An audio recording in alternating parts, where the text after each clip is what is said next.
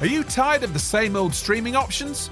Introducing MIPCOM, the revolutionary Web3 content platform where you can not only watch films, TV shows, user-generated content, live events, and listen to podcasts, but earn from them too. MIPCOM commissions and produces content that connects and empowers both viewers and creators in a fully decentralized video ecosystem. With live monetization, crowdfunding, NFT gating, and even the opportunity for fractional ownership of content, MIPCOM is changing the game. MIPCOM. Join the conversation and start earning today. Download the app from the Apple and Google Play app stores. TellyCast, the TV industry news review. On this week's show, Olivier Jollet, Managing Director Europe for Viacom CBS-owned Pluto TV, joins me alongside David Jenkinson, Editor-in-Chief and Co-founder of content industry publishing and events business C21Media. Peter White from Deadline updates us from Hollywood on all things US TV. And this week, C7Media's Girts Licis focuses on current and future developments in the factual industry in a post-COVID world. It's all coming up on this week's TellyCast.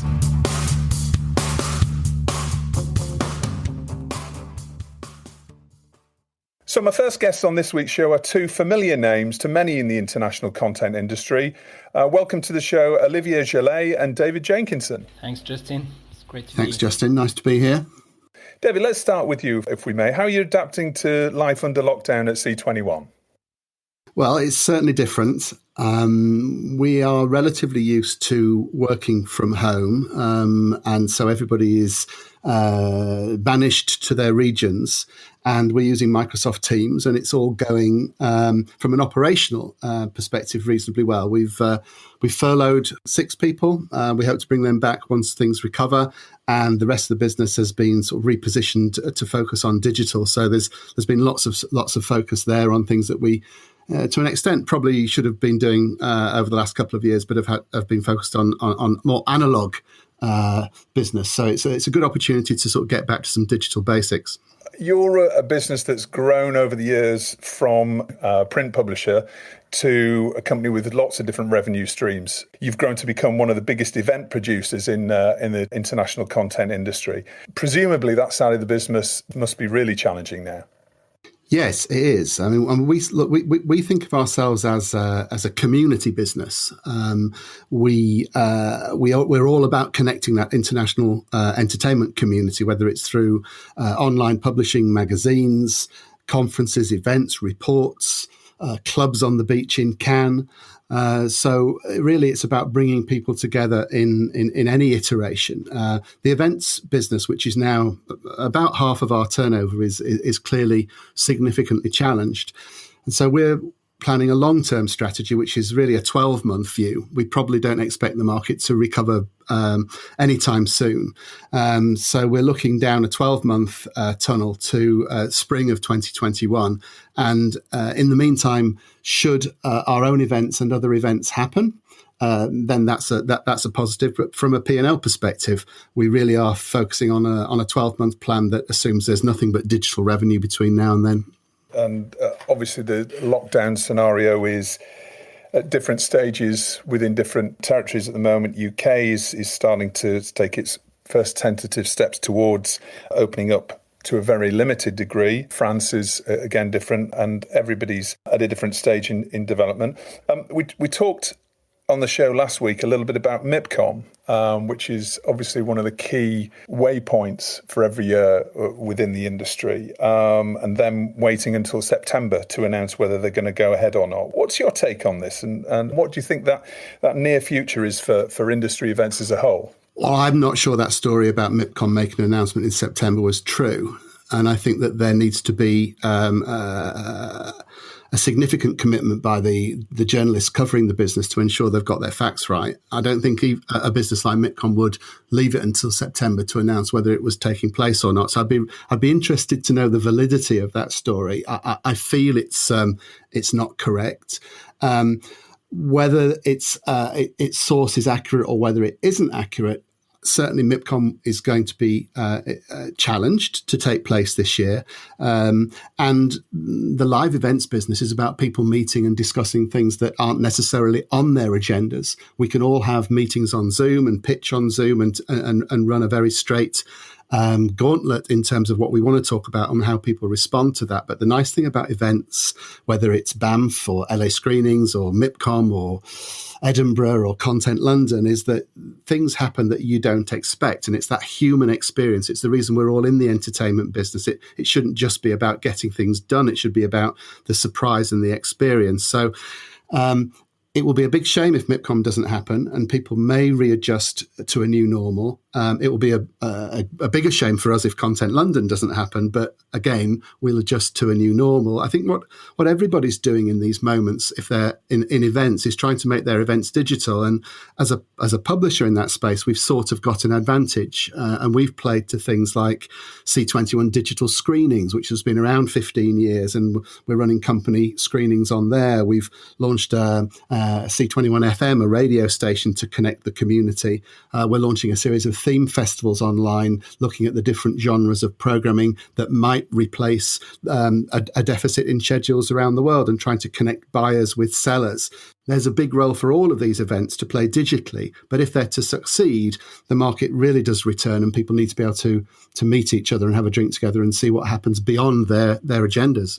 Yeah, absolutely. And we're going to be hoping for lockdowns to be released as much as possible around the world to allow some of these other events all around the world to happen. So moving on to your first news story. This is about the misfiring Quibi. Jeffrey Katzenberg was in the New York Times yesterday talking about, the virus and what an effect it's had on Quibi. Tell us a little bit about that one. Well, it's interesting, isn't it? Particularly at the moment, the form of entertainment has definitely got to change. It has been changing over the past few years, mainly driven by technology, whether that's the arrival of internet-delivered SVOD and VOD services, or whether it's been the proliferation of mobile broadband, which has allowed people to stream direct to phones. And Quibi was certainly hoping to take advantage of that. And there was a lot of optimism in the market for this business. It did need to reach 12 million paying subscribers to break even. And at the moment, I think it's at about 1.3 active users who've installed the app. And of course, Katzenberg is looking for something to blame, and COVID seems very appropriate. I wonder, while I believe there's a fantastic opportunity for different form content, whether it lives on a mobile phone has yet to be proved, and it's a shame that he hasn't been given a level playing field to get out of the blocks on that. He's already debuting stuff on YouTube, which is a very different viewing experience. It's more of a sit down than a sit up and hold experience. So I think he's probably going to have to reimagine what Quibi content is, where it lives, and how it's delivered for an audience that maybe, even though it's staying at home, is sitting down in front of Netflix rather than commuting with a mobile phone and trying to get some bite-sized content. It's the experience, isn't it, that Quibi was designed for, really doesn't seem to exist anymore. And that's got to be a serious roadblock to them now in terms of how they can pivot from a business model which was very, very simple. Yeah. It's and very, very clear on what it delivered and the moments that it delivered for. Those don't exist anymore. No, and I think that the part of the business which is about being short form is probably very legitimate. We're seeing that already with a lot of COVID dramas that are being released. There's fast turnaround stuff being made in a different form for audiences who are now used to consuming things in different ways. So the short part of it, I get. The mobile part of it is perhaps something that should have been a little bit less specific to start with, because people want to watch things in lots of different ways, in lots of different environments. So I'm sure he can revisit it. They're obviously very well funded, run by very, very smart people, and it will be a shame for the global content business if a new normal Quibi didn't find its way out of this. Yeah, well, I've just seen they started making some of their shows available to view on TV via iPhone. You've just got to lay down sideways to watch, I suppose. Yeah. Well, let's see enough of those shows start to engage people before the 90-day free trials end, and whether they can avoid a massive subscriber drop.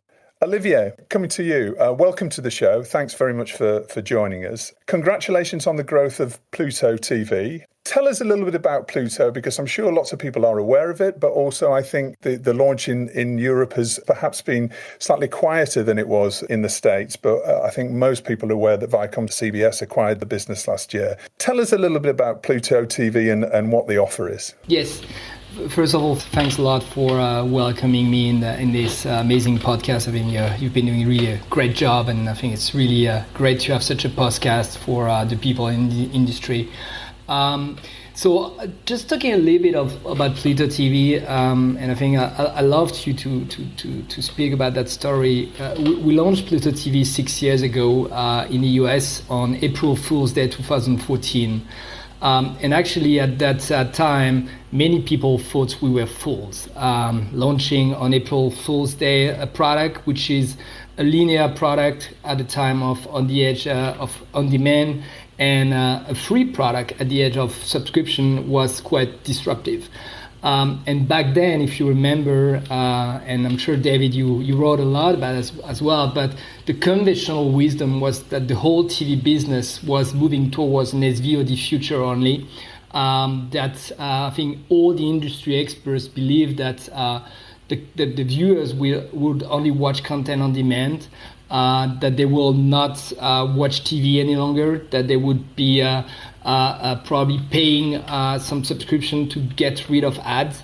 And obviously, I mean, SVOD has become incredibly successful, but it's not the only game in town. And at Pluto TV, we took a completely different approach, believing that well-curated linear channels would be booming at a time where the TV is moving to the internet. And actually, the vision of Pluto TV was built on three main pillars. The first one is that the people are creators of habits. They don't want to spend 20 minutes working to find a piece of entertainment. And I think that's where the lean back approach came into our as a key part of our DNA at Pluto TV.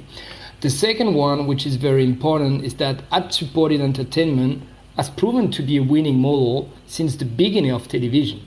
And why should that disappear from so quickly? So that was the second really big pillars in our vision. And the third one was the huge belief that free is a tremendous attractive price for users, which will watch some ads in the chain of good premium content. And if you have a look at where we are now, so fast forward to today, Pluto is actually the largest free streaming television service in America, with more than 24 million monthly active users. We expanded our footprint in Europe at the end of 2018, more as an MVP, but scaling massively now, and I will come to that later. And we launched in Europe, in UK, in Germany, Sweden, Austria. And we recently launched in 17 countries in Latin America 6 weeks ago. So making Pluto TV available in now 22 countries across the globe. And I think really what has been amazing in the story of Pluto TV is obviously to see that that TV, in a way, has a potential if you adapt TV with the TV business with a new vision, using like the new technology, creating a new way of zapping, a new way of using the TV guide, which is exactly what Pluto TV has been doing, recreating the guide. People love guides. People love guidance as well. And I think that's really where we've been focusing, trying to repackage also great content, showing as well that there was another way than original content. And that's the whole industry has been producing so many great content over the last decades, and that's that there were a potential also to monetize that amazing content which has been produced over the years.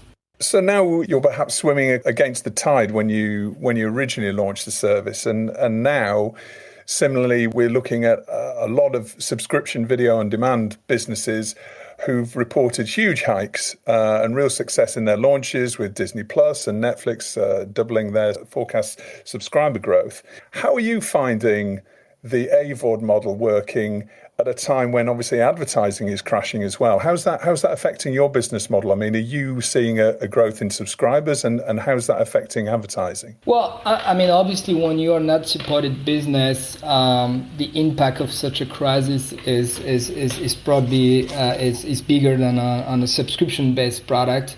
Nevertheless, what we've been seeing is a massive increase in usage at Pluto TV. People are streaming more than they used to do, because obviously I think we're bringing like easy entertainment to the users in this unprecedented time we're facing, where people are worried about a lot of things, about the current economic crisis, about health, about everything which is outside. Providing easy entertainment to the users is very important. Providing free entertainment is important, free entertainment and premium content. What I found very interesting in that time is that we start seeing also a change in the mentality from the advertisers, starting to invest actually more in what we call CTV inventory, so addressable TV inventory, where you can actually address exactly your target group. And that's probably the biggest difference between the TV advertising, which is targeting the mass market, and the advertising on products such as Pluto TV, where you can address a specific audience on TV in the living room. And I think the crisis also showed that maybe helps certain industry and certain advertisers to realize that to optimize the media mix, this path could be a good one, because obviously the TV budget has been massively impacted, but we see a trend where advertisers are switching from TV to CTV. Tell us a bit about your content strategy. I mean, I looked through Pluto TV, and it was great to see that's in the app chart in the UK. Quibi doesn't appear to be, but we see Netflix, we see Amazon Prime Video, iPlayer, and lots of other familiar names, and you're in the charts there. Tell us about the content strategy and what's driving viewers. Yeah.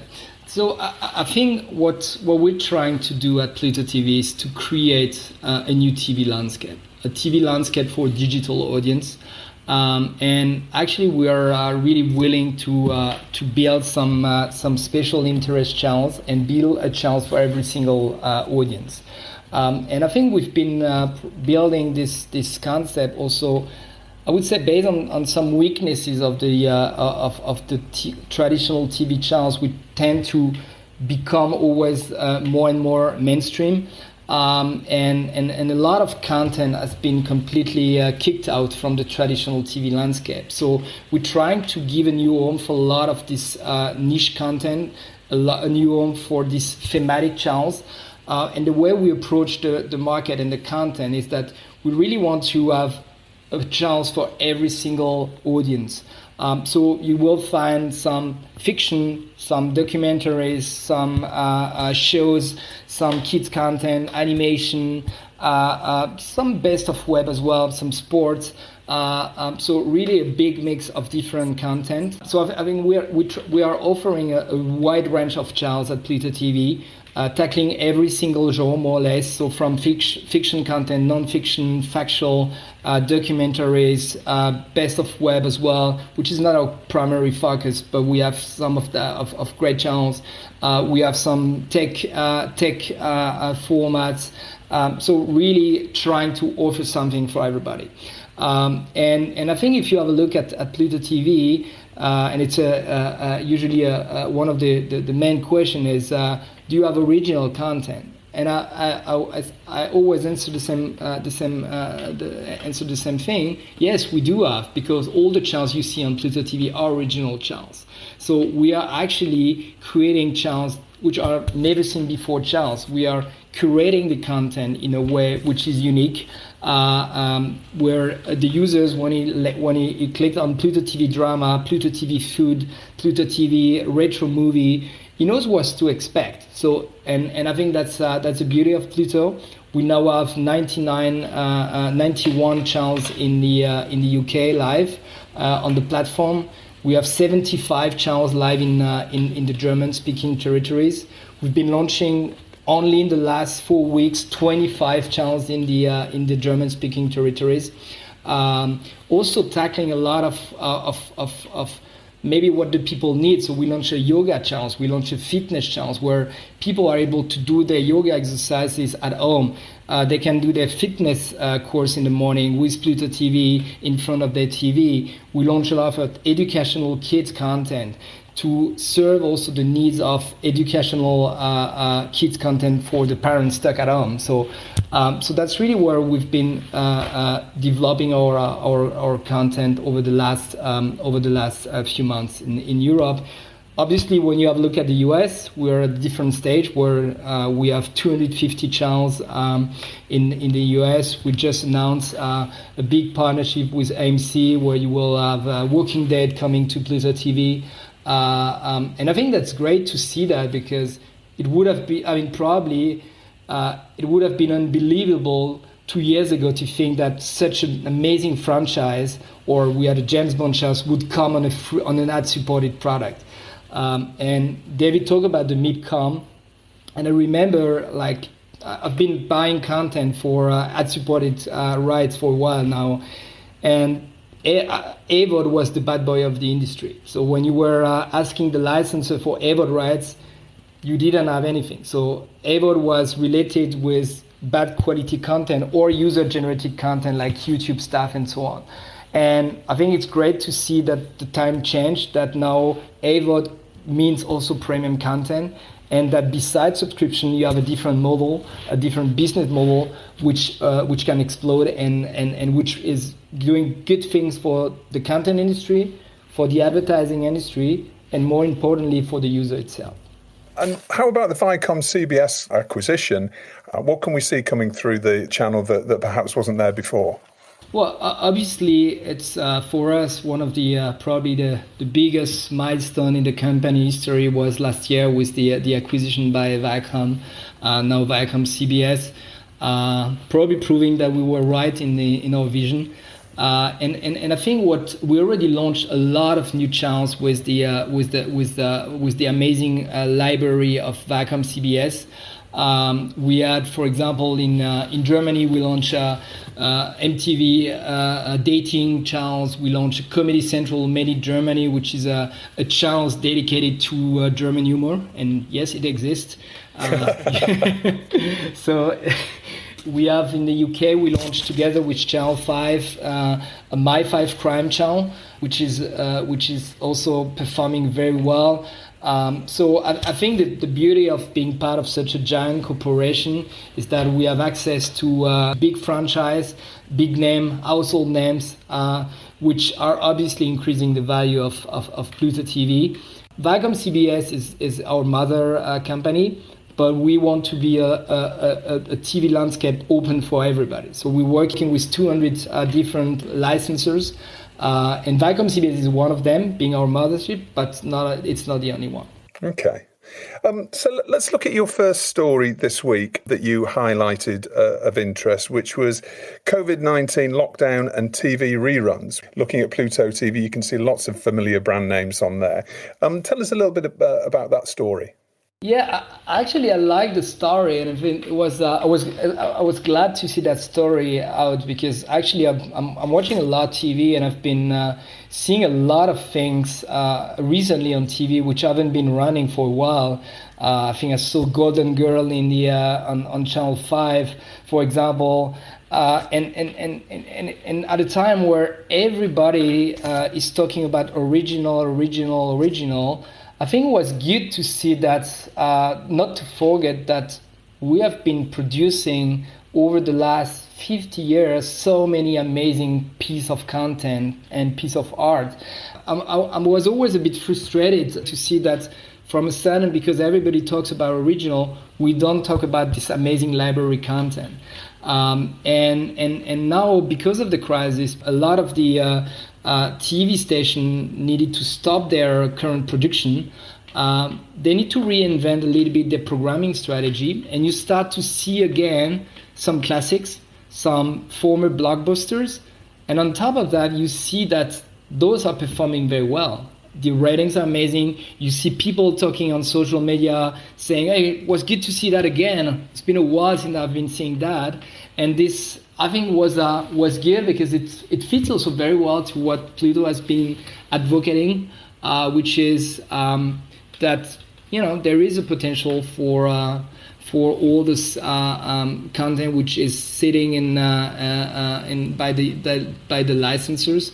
And as not saying that original is not important, I think original is so important for industry, and it will keep growing as soon as all the production firm can shoot again. But I think I like the story because it was good to see all this content again on TV.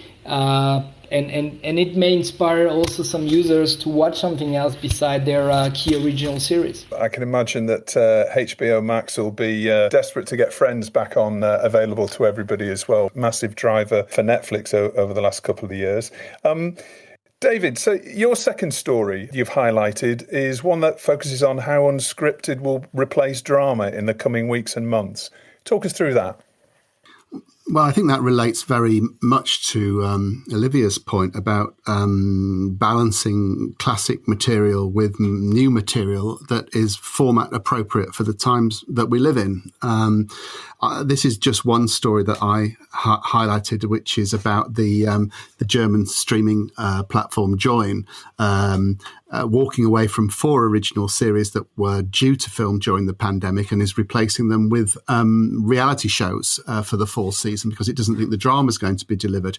Now, that's not a unique story. Every single channel that you would like to discuss in the world is doing a similar thing. And the only drama that's happening right now, although I did see that Coronation Street has just got the green light to start production again, which will be interesting to see, are these very short form isolation dramas like Isolation Stories from Jeff Pope for ITV, or Lifeline, which the Keeping Faith team at Vox Pictures made for S4C.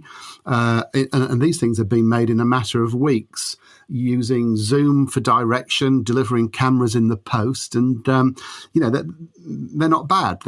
They're okay. They probably won't sustain. It's never going to replace Game of Thrones. But it's interesting that any sort of storytelling at the moment has to be market appropriate. So when drama does get the green light to resume, and in some markets like New Zealand and Denmark, it's sort of starting, Sweden, I think not Denmark, it's starting to happen already, but all of the unscripted producers and all of the commissioners are looking to unscripted television to replace what were going to be the shows aiming to debut in their fall season. It's happening across the world.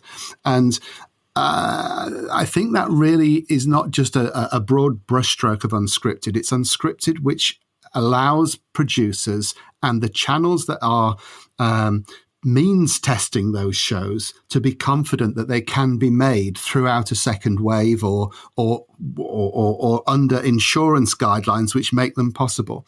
So they're not just going to be unscripted game shows with studio audiences. They're going to be unscripted shows that do allow for some isolation, that are returnable, but are also compelling and deliver really a fresh boost for the unscripted business. People were asking for years, what's going to stop this drama boom?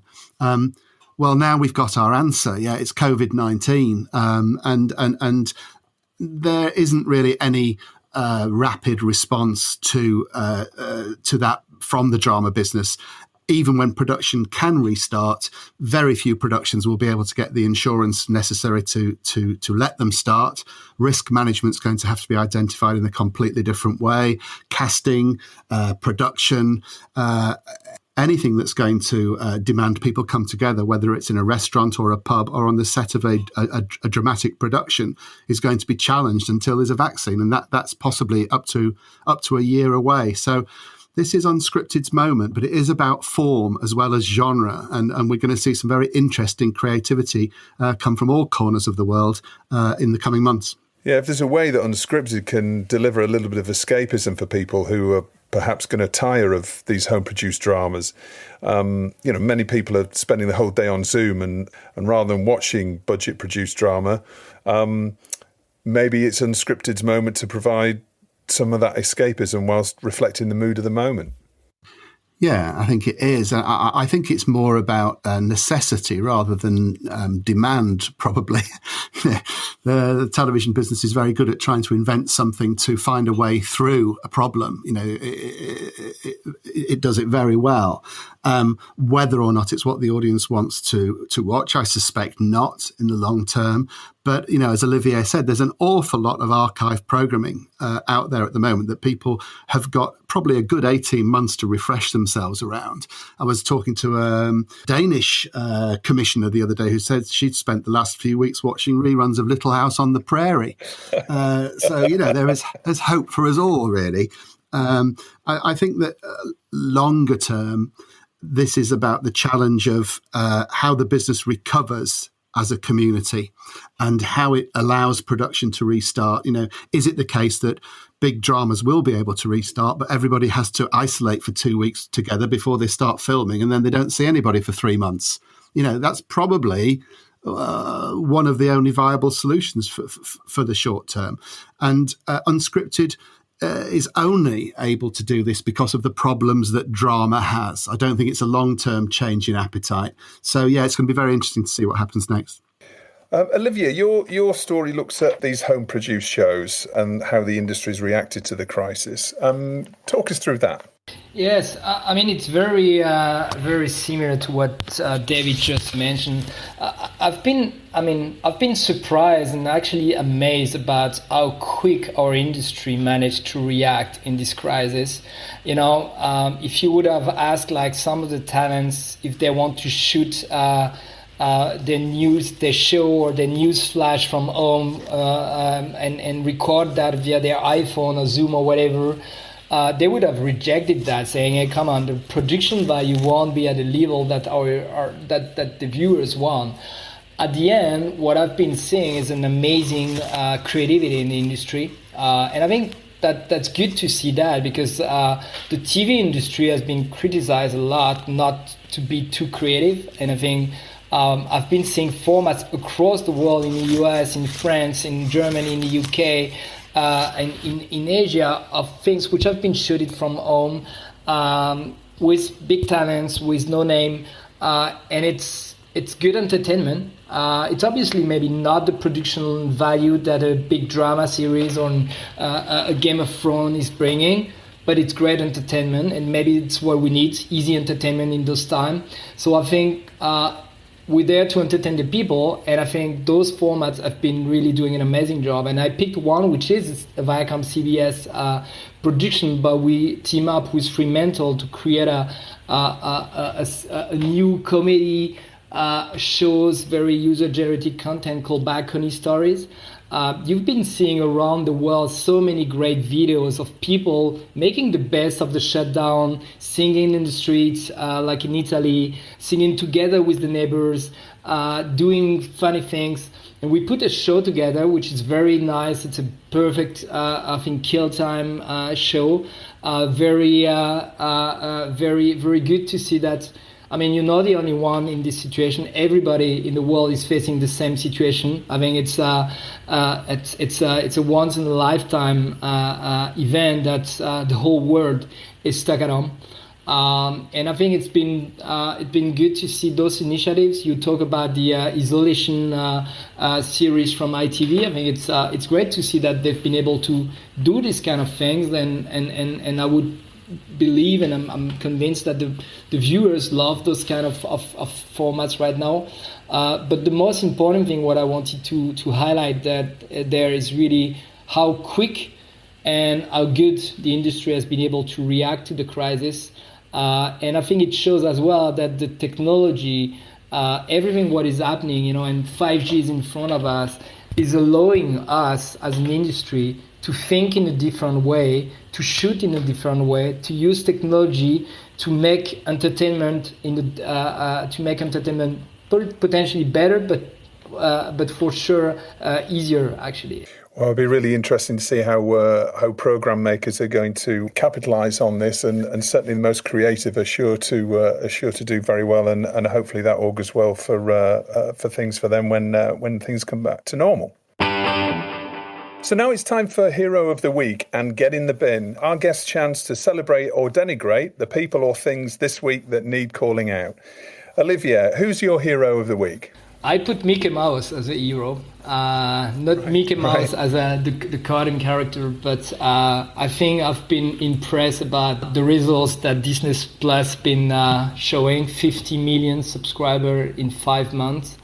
I think respect. I think nobody was forecasting such a success. I think the most optimistic analysts were foreseeing 50 million in 2022, and they made it in 5 months. And I think it shows something. It shows, obviously the COVID may help a little bit that success, but it shows that even the SVOD markets, which were considered as a mature market already for a lot of people, is not mature at all. We still are at the beginning of a change in the watching behavior, and convincing 50 million to subscribe to a service is a massive step in the streaming industry. But it opens a lot of new doors. It shows that when you have a strong content offering, when you have the right franchise, the right programming, and the right way of talking to the users, they're responsive to that. Obviously, Netflix probably prepare the market for new entrants, but I have to say that I was not expecting that figures, and that's the reason why I put Mickey Mouse as a hero for this week. All right. And I suppose the other point is, well, it's familiarity, isn't it? It's people knowing what they get when they're getting Disney Plus, perhaps.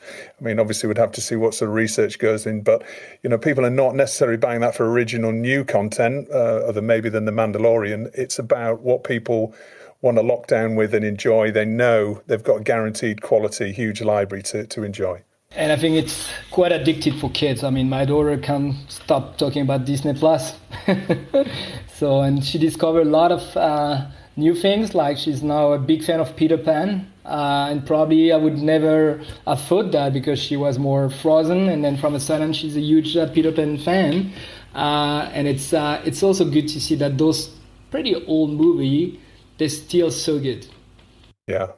Well, it'd be interesting to see how this also impacts the rest of the Disney Corporation, because obviously the other 2/3 of it. The theme parks. I think the theme park in China is just about to reopen, but their cruise business is obviously grounded as well at the moment. So, thank goodness for them that this has come through so strongly for them. David, who's your hero of the week? Okay, so I would like to package my hero of the week and who I'm putting in the bin together, because they are very much related. And I'm afraid I'm going to get political. And I'm going to get political because everything for me is about story. And it's about how you story the crisis, how you lead a crisis, how you program a channel, how you produce a show, how you create a character, how you craft a drama.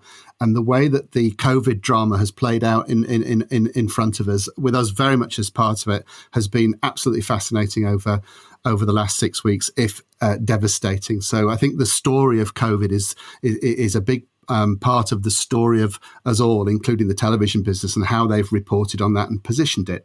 So the Tory party has been absolutely fantastic in the way that it has supported business. I don't think any government anywhere in the world has done as much for business as they have. So I do caveat what I'm going to say next with a great deal of respect for how that's been managed. But I'm afraid Boris has been a disastrous character, a disastrous lead character in this crisis, and his handling of the messaging and the drama around the COVID-19 crisis, really history will note as shameful. So I'm going to put Boris in an enormous, great big bin. And I'll be interested to see how and if he manages to get out of this in the medium term. And I'm going to put Keir Starmer as my hero of the week, and not only for the fact that he replaced, in my view, a fairly inept Jeremy Corbyn to lead the Labour Party in the way that it should be led, but in the way that he's dealt with the media. And I thought it was fantastic last week when he gave his response address to Boris's Sunday night fiasco, sitting behind his campaign desk, shot beautifully, lit beautifully, and he clearly knows how to manage the media. He clearly understands story. And I think story is really, really important for an audience of people who, if they're not watching reruns, are watching the real live political drama play out and wondering who possibly cast this in this way. So that's my hero and bin scenario. All right. Thank you, David. And well, I'll just add to that, working in communications and running a PR business myself, the way that the whole lockdown has been communicated from Sunday and over the last few days. I mean, if I'd have done that, I'd expect to be sacked. I mean, it's absolutely tragic. The leaks to the press, the briefings to the press, the communication, obviously, between departments within the government hasn't been going on. I mean, it is absolutely shameful in what is the biggest crisis that we've faced since the Second World War. So, agreed. It's a telenovela. If it was a telenovela, you wouldn't believe it. Well, that's it. Maybe there's a great idea there for a scripted comeback. Olivier, who are you putting in the bin? I won't be political today. I think I didn't want to put anyone or anything in the bin. I think for me, the only thing I would love to put in the bin is this virus, because I think it's. We're at Pluto. We're fortunate to have like a fast-growing business, but we also know that. We have like a massive economic crisis in front of us. We know that a lot of the people in the industry, especially the people shooting, the cameraman, all the people on set are massively impacted by the crisis. Some of them lost their jobs. And I think that's, we are obviously, it's one big community. I love this word, David, that you mentioned. And I think a lot of our people in our community are massively impacted by this crisis. So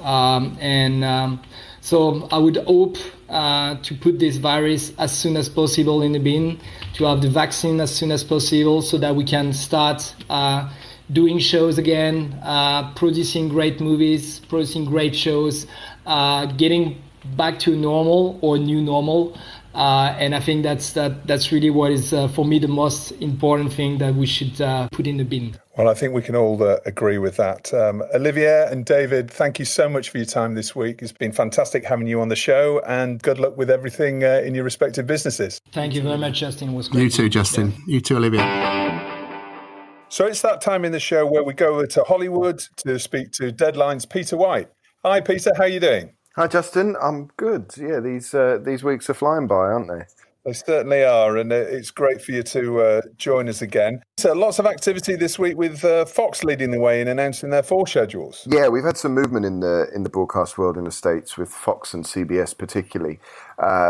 Interesting to see what's going to happen to the full schedules. Fox announced that they were buying LA's Finest, which is a show that was originally made for Spectrum, one of the new players in the market, but they've only got a 9-month window. So they've taken that for next year. That's made, that's done, that's something they can air.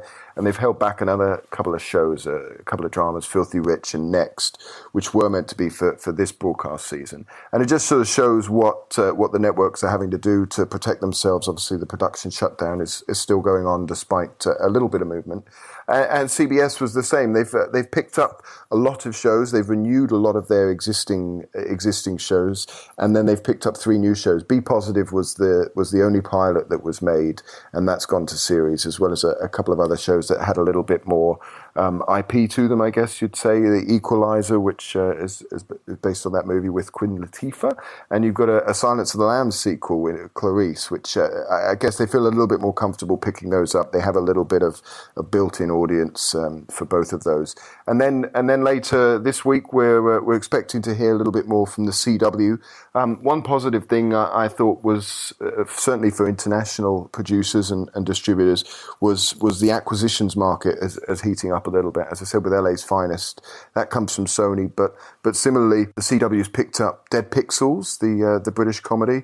They've also bought Canadian drama called Coroner, as well as a DC Universe show called Swamp Thing, which also all points to this idea that they're going to need finished shows for the fall. So they're thinking if they can pick up the best English language shows they can get their hands on, that might be one way around this. And next week we'll have NBC and ABC. We're still waiting for a few more pilots and there before we see their full schedules. So that's on the broadcast side. And A&E Networks was on the cable side this week. They sort of did a quote unquote upfront. I guess the biggest news coming out of that is that they're working with Bill Clinton on a new documentary series. So similarly showing a bit of scale on the cable side, but yeah, this week's felt like there's been a little bit of movement, and there'll be a bit more next week.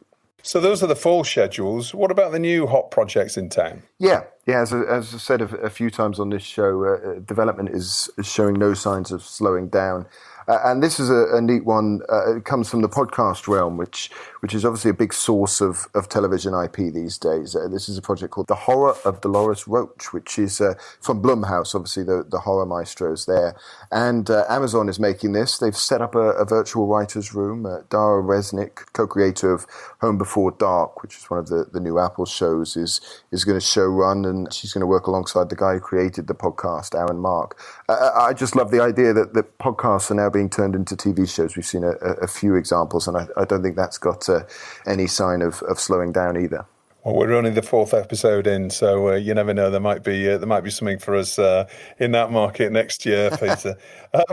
You'll be taking option deals any day now. Yeah, Justin. That's it. Well, I need an agent in LA, so you've got the job.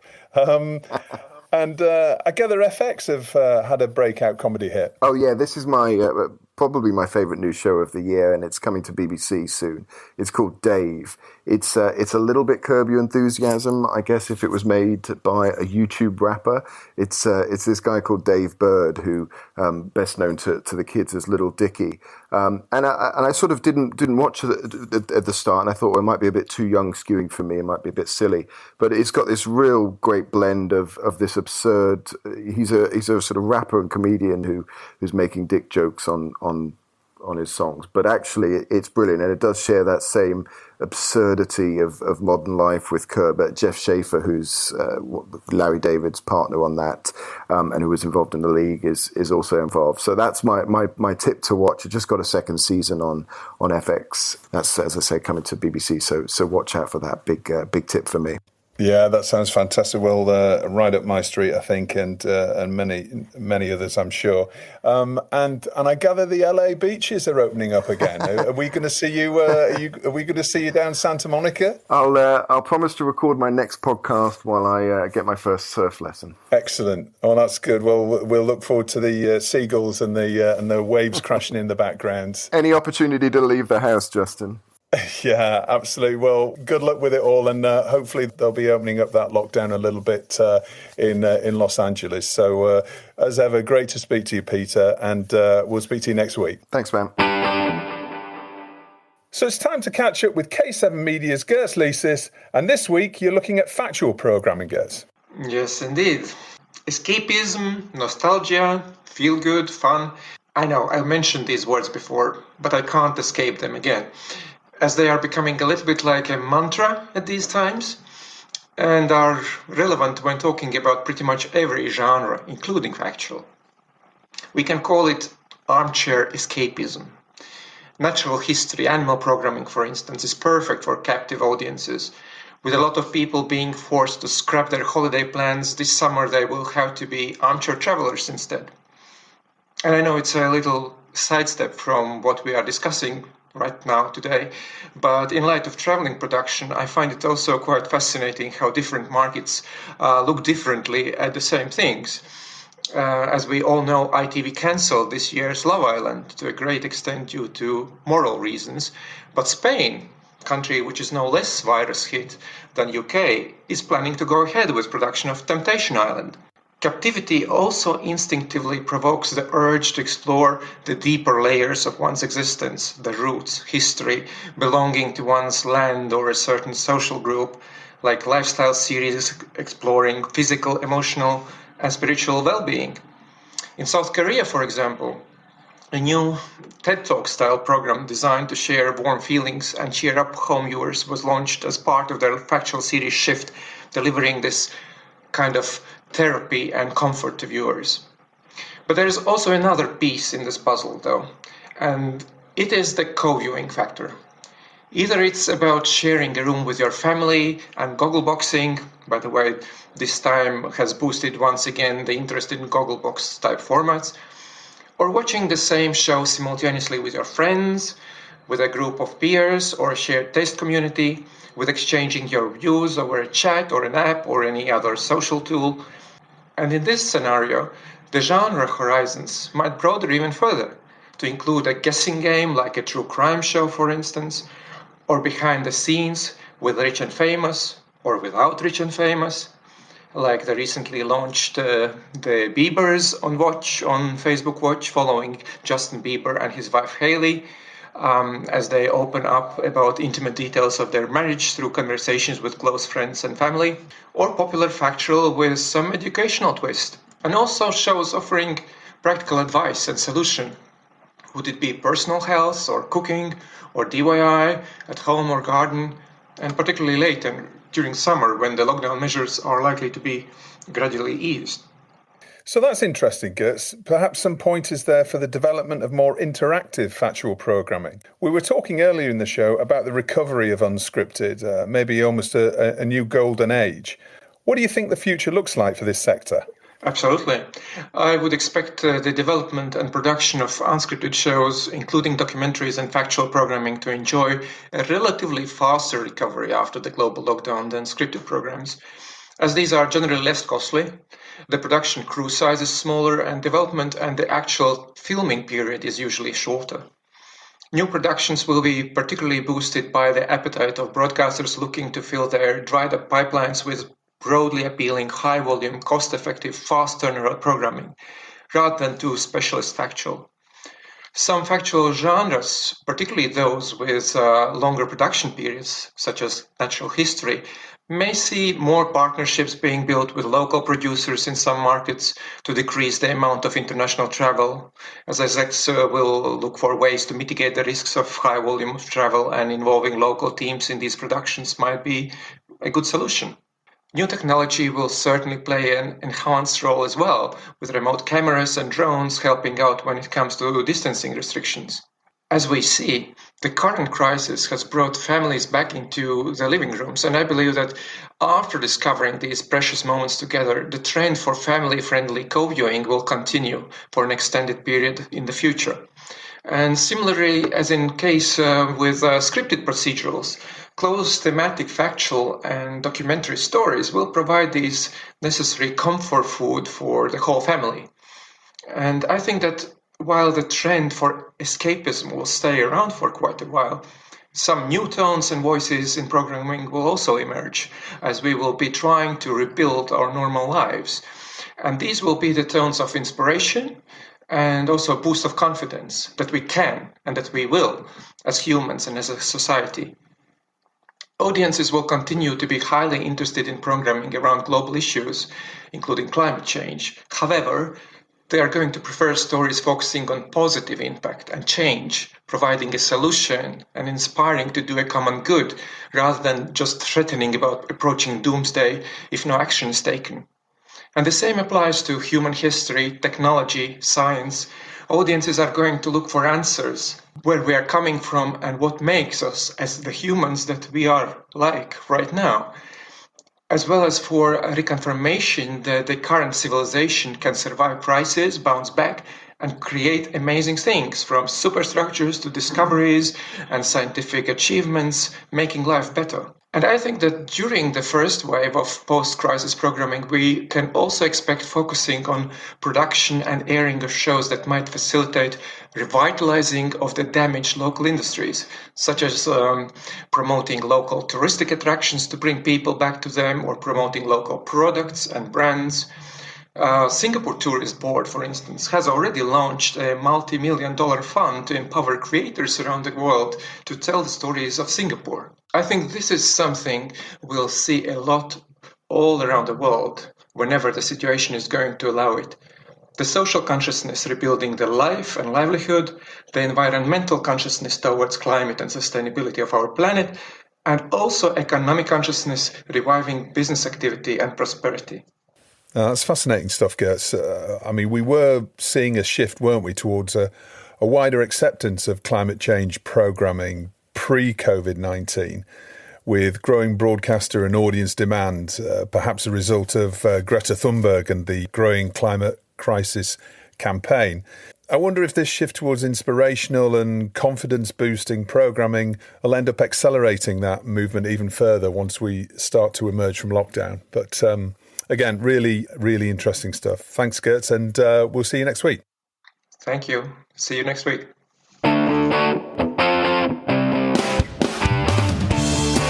Well, that just about brings us to the end of this week's show. Thanks as ever for listening. I really hope you enjoyed it. Please share it with friends and colleagues via social media. Subscribe and give us a review on Apple Podcasts and Spotify. If you want to advertise on TellyCast, please email info@telecast-podcast.com. That's info@telecast-podcast.com. We'll see you again next week, and stay safe.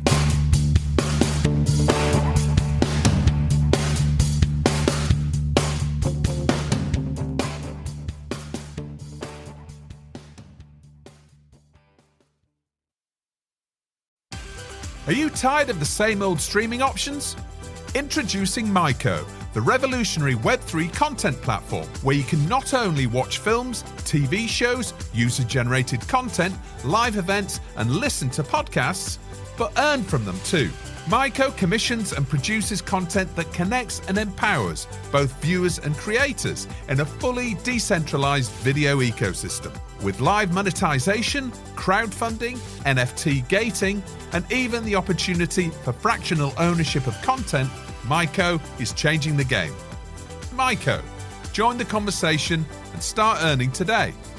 Download the app from the Apple and Google Play app stores.